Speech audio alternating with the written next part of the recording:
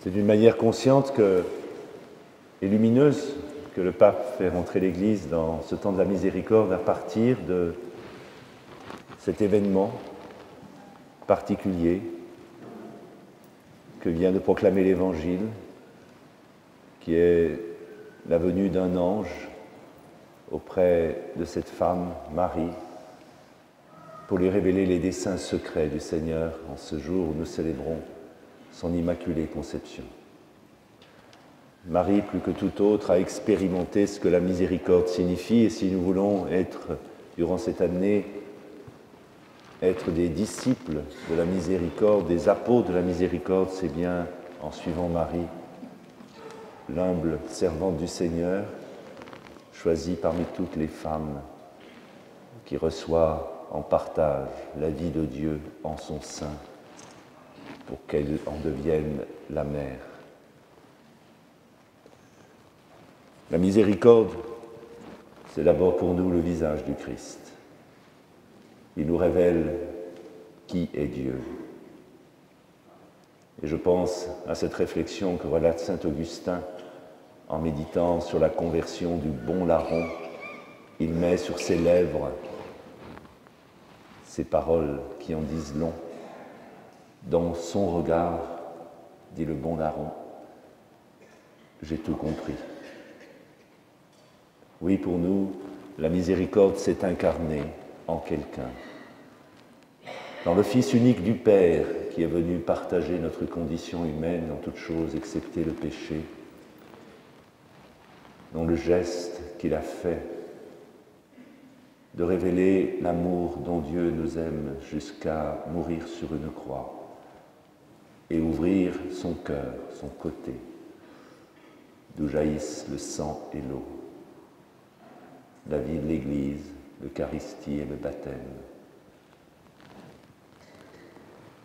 Je voudrais simplement souligner qu'au cours de cette année, où nous nous approchons du Christ pour pouvoir mieux découvrir en lui de quel amour nous sommes aimés, lui qui est venu pardonner nos péchés, je voudrais souligner quelques points qui me paraissent essentiels pour qu'à notre tour, nous puissions incarner la miséricorde de Dieu pour notre monde. On attend des chrétiens ce témoignage, et le pape François le répète bien souvent. D'abord, la miséricorde, elle passe par des présences. Jésus ne nous a pas sauvés en surplomb, à distance. Il est venu parmi nous, dans notre fange, dans nos détresses. La miséricorde, c'est être présent à notre monde, avec ses inquiétudes, ses espérances, ses attentes. Dieu ne nous sauve pas de loin, et sa manière d'être Dieu inspire notre manière d'être chrétien. Nous vivons de la miséricorde en nous approchant de nos frères. Nous sommes dans un monde, nous le savons, grâce aux réseaux sociaux, Internet en particulier, où nous pouvons communiquer avec le monde entier, mais en se tenant à distance. Non, la miséricorde appelle la présence. Une présence qui peut être simplement silencieuse, mais qui explique, qui exprime une proximité, une tendresse, une attention. C'est ainsi que le philosophe Lavelle définissait l'amour, l'attention pure à l'existence d'autrui, se faire présent. La miséricorde, elle se dit par la présence, mais aussi par le regard. Je pense à cette scène où Jésus rencontre le jeune homme riche. Il le regarda et l'aima. Tout est dit. L'amour se dit avant les mots, par les yeux, par la manière de considérer un être comme un être unique, indispensable. Tu as du prix à mes yeux. Un regard réaliste, en même temps un regard d'espérance sur ceux et celles qui sont autour de nous. Un regard qui sait voir par-delà les apparences. Un regard qui contemple, qui ne dévisage pas, qui ne condamne pas, comme le regard de Jésus sur la femme adultère.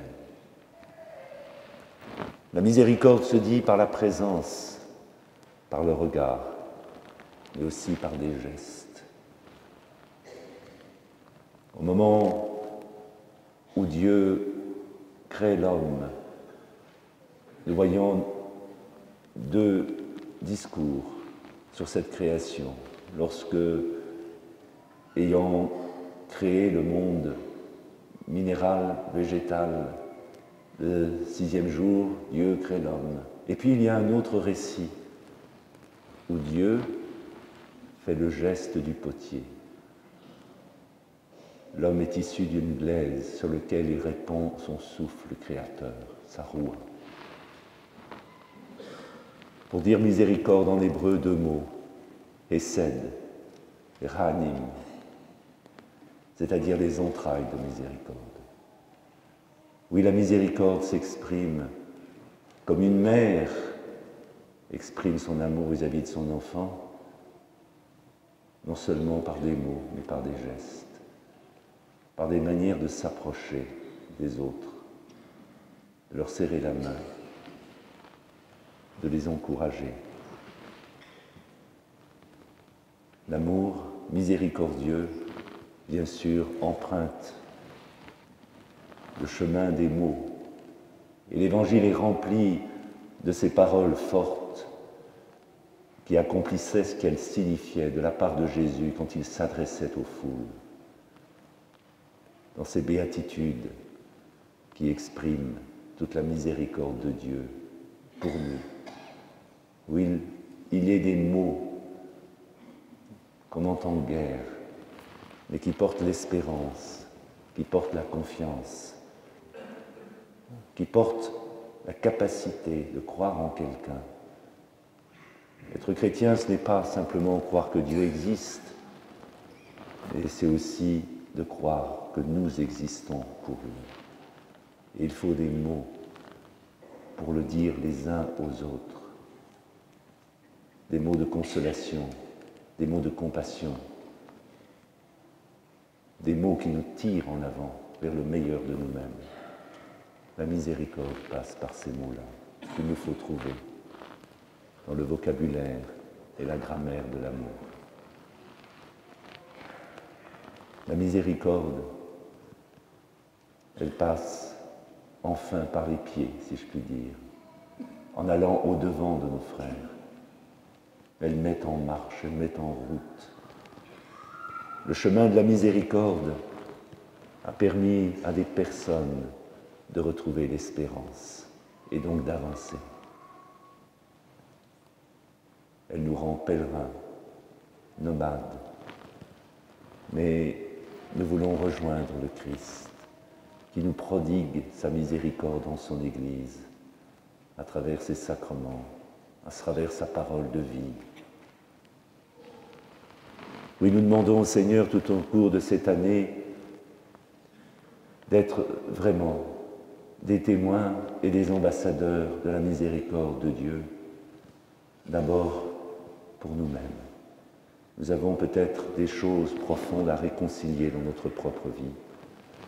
Il y a des portions d'existence qui sont marquées par des rancœurs, par des échecs, et que le Seigneur veut investir pour y apporter la paix. Je vous invite à faire cette démarche, notamment dans le sacrement de la réconciliation, pour expérimenter vous-même cette miséricorde de Dieu à un niveau jusque-là que vous n'avez pas vécu, expérimenté. Mais ça passe aussi par des démarches entre nous,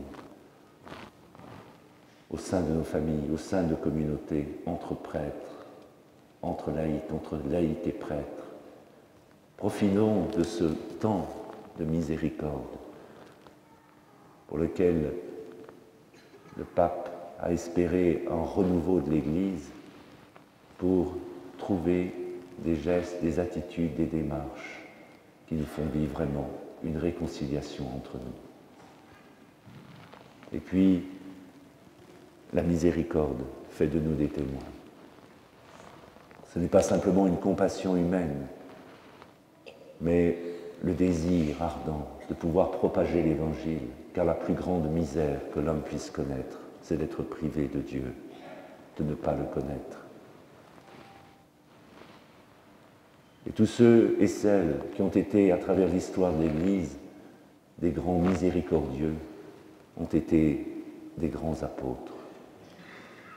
Et ils n'ont eu de cesse de proclamer l'évangile du salut, la bonne nouvelle, la vérité.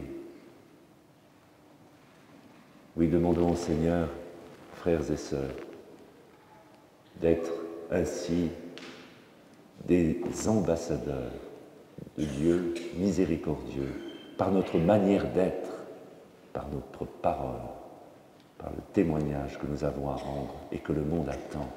Ce monde blessé, fragile, en mal-être, tenté par la violence. Nous en avons lu quelques expressions dramatiques ces temps derniers. Tenté par le doute, l'absurde d'une vie sans Dieu. C'est à ce monde-là que nous sommes envoyés pour que nous puissions prodiguer la miséricorde du Seigneur, telle qu'il nous l'a révélée du haut de la croix, et qui nous rend libres, et qui nous rend joyeux, et qui fait de nous des témoins de la bonne nouvelle.